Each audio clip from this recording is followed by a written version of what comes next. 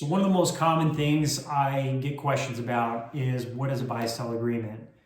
And it's a very important question because every business should have a buy-sell agreement. It's one of the most critical things that you can put in place, especially in the early stages of growing your business for a number of different reasons. But what I'm going to talk about today is the situation in which you have one of your partners that decides he wants to exit the business. And he comes to you and says, I think the business is worth $5 million. And in your mind, you think it's only worth $2 million. On top of that, he wants it upfront in cash. And if you're not able to come up with that cash today, he says he's going to sell the shares of his business to his brother-in-law, which obviously you don't want his brother-in-law as your business partner.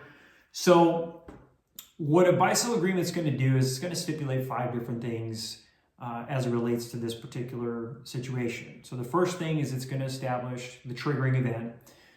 This is typically going to include either death, disability, or in this case, one of the business owners that wants to exit the business. The second component is going to be the business valuation, so that there's no disputes on what you feel the business is worth. It's actually going to dictate in the buy-sell agreement how to value the business. The third component is going to be the actual terms of the sale. And so you're going to identify whether or not it's going to require a lump sum payment, whether you're going to allow the other business partner to pay over a period of time, and in some cases if there's financing available as well. The fourth component is who can actually buy those shares of the business. In most cases, the first right of refusal is going to be the other business partner, and you can actually exclude certain individuals from being able to buy into the business as well. And then the last component is going to be the actual funding mechanism, which is how are you going to get the funds to buy the shares.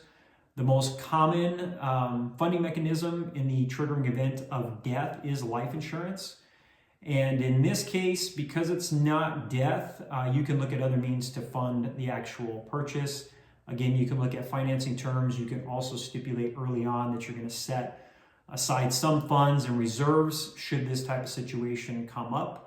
But nonetheless, everybody should have a buy-sell agreement. If you don't have one already, start looking to put one in place. And most importantly, make sure that it is funded. So it's not just enough to have it on paper, but you need to actually have the funding in place should a triggering event come up.